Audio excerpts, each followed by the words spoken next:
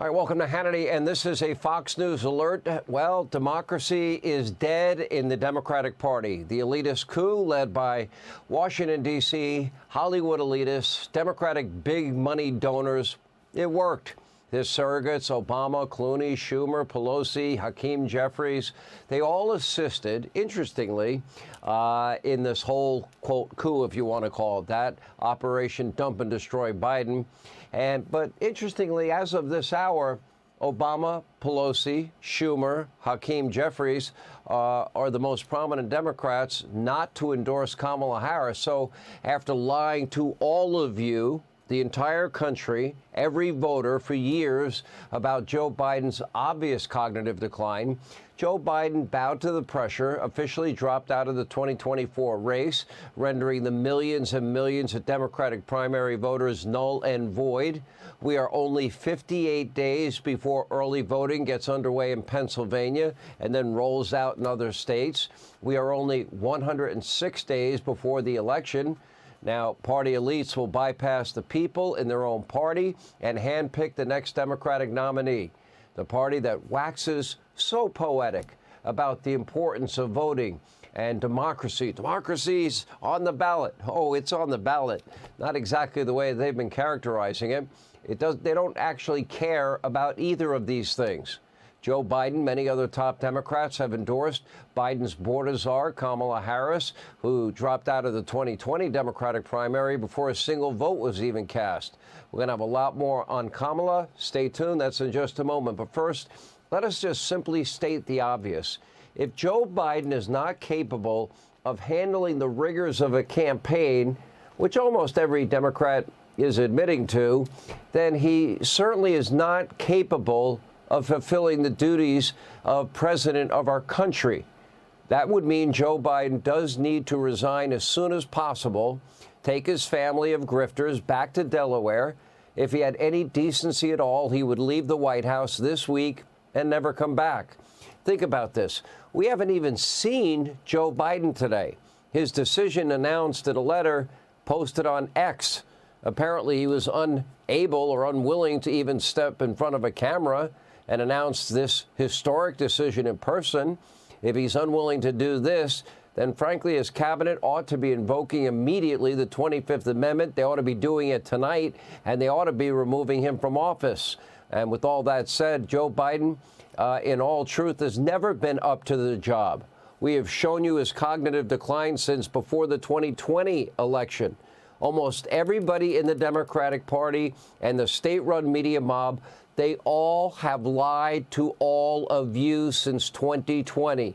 They have all known this. They have all covered it up. This is the same media mob that let Joe Biden hide in his basement in the election in 2020. The same people that lied about Hunter's laptop and organized 51 former Intel officials that knew nothing about that laptop to lie to all of you in the weeks before the 2020 election. None of them had ever seen the laptop. They didn't know a thing about it. The same state-run media mob, the same Democratic Party that had no problem with Hillary Clinton's dirty Russian disinformation dossier that she paid for, the same one used to acquire 4 FISA warrants to spy on a candidate and later President Trump through a back door. The same people that had no problem with Hillary deleting 33,000 subpoenaed emails. The same people that had no problem with her top secret classified information all over her servers. The same people that had no problem with Mar-a-Lago falsely valued at $18 million by an abusively biased New York judge. The same people that had no problem with a legal NDA negotiated by a lawyer labeled as a legal expense. No problem with the weaponization of our Justice Department lawfare used against Donald Trump with a criminal indictment. A misdemeanor well past the statute of limitations. Upcharged to 34 felony counts in a jurisdiction he'd never get a fair trial in, with a judge, again, corrupt, abusively biased. Now, these same people will now champion Biden's replacement. Let me predict this. Whoever it is, let's assume for a moment Kamala Harris, it will be defended as the second coming of Jesus just to defeat Trump. Democrats, the state propagandists, they are leftists, they are Marxists. They will say anything to stop Trump and hold on to power. As Governor DeSantis said, this includes the weekend at Bernie charade that we've all witnessed at the White House for the past 4 years, the single biggest lie campaign and cover-up in modern American history. Who's responsible? And while Joe and Jill treated the White House like a luxurious, publicly funded retirement home, these bureaucrats carried out the left's radical agenda, shamelessly telling all of you that Joe Biden was full of vigor, the smartest person in the room. They said that he could run circles around his young staffers behind closed doors. They said they had a hard time keeping up with Joe. They said that Joe accomplished more in an hour than most of you, most Americans, do in an entire day. All blatant lies. They used Joe Biden as a front man. And perhaps no one was more duplicitous than Vice President Kamala Harris. Joe's vice president joined him for weekly lunches. She and Joe supposedly worked on big issues together, like the border crisis. That's a joke, but that's what they claim. And then they frequently appeared in public together, where Biden's cognitive decline was on full display. Just a reminder. And we give thanks to our Commander-in-Chief, the President of the United States, the extraordinary President of the United States, Joe Biden. Ho, ho, ho! Happy Independence Day! Come on! I need to see some black folk on the grass. It's Juneteenth. Let me see some people on the grass. I'm not being facetious. Well, President Harris led this effort to make things better. And a pound of Ukrainian people, the proud, proud people, pound for pound, ready to fight with every inch of energy they have. Tonight, every American needs to be asking, what did Kamala know about his cognitive state? When did she know it? What did every other Democrat know about this? When did they know it? Why did she and every Democrat lie about Joe's cognitive decline? How did Democratic elites eventually push Biden to the curb? You know, he was defiant until the last possible minute. Did Kamala and other Democrats make a deal with Joe? She must be forced to answer these questions. Not that I'd expect an honest answer. And, of course, the state-run media mob have been nothing but Pravda, state-run media dupes pushing the lie, complicit in the cover-up the whole time. Kamala, others also need to answer for her horrendous track record, her far-left policy positions. Not only does Kamala own every one of Joe Biden and that administration's failures, but if she becomes the nominee, she will be the single most radical major party candidate to run for election. Even more radical than Obama, and that's saying something. So radical that during the 2020 Democratic Party, primary, she didn't even make it to New Hampshire and Iowa, dropping out in 2019 after polling in the single digits. As a senator, she co-sponsored a bill with Bernie Sanders that would force Americans into socialized single-payer health care, that kind of system. She also sponsored a bill to prohibit drilling for oil in the Pacific Atlantic Ocean. She called for an end to all fracking. She supported the cancellation of the Keystone XL pipeline, had no problem giving a waiver to Vladimir Putin on the Nord Stream 2 pipeline.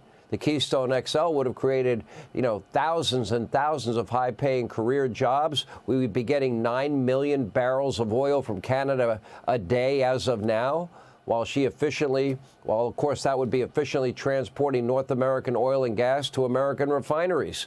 Well, recently she even bragged about an agreement to completely phase out fossil fuels, force EVs into your driveways. She wants to ban plastic straws.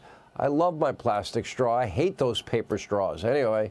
But Kamala is so radical that she even sued the Obama administration to prevent them from fracking while she was serving as the Attorney General of California.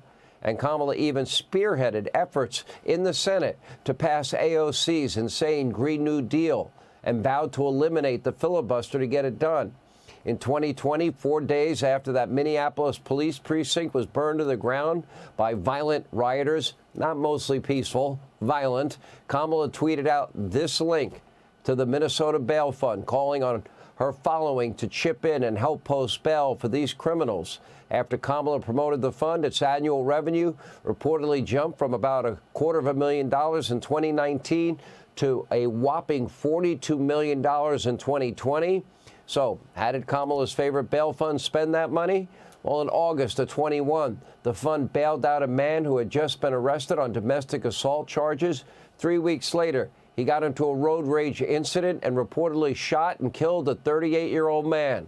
In 2022, the fund bailed out another man who was facing indecent exposure charges. A short while later, he allegedly shot and killed another man at a light rail station in St. Paul.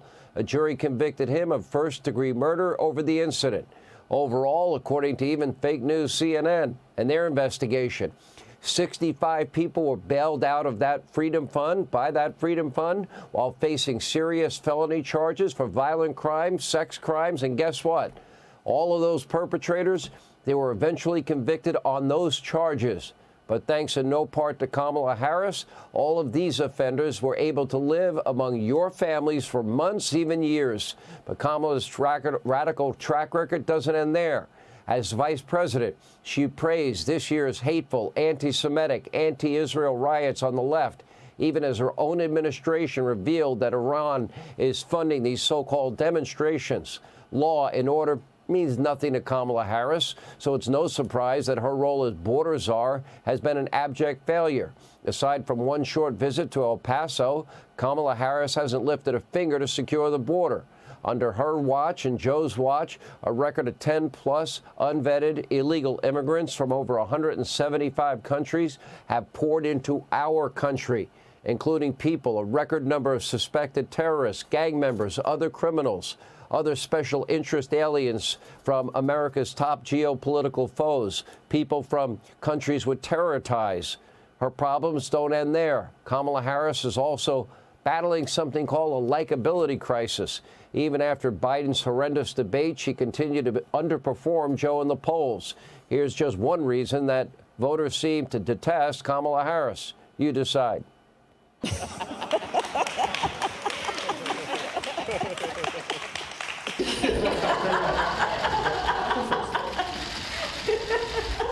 Okay, so You are we are special.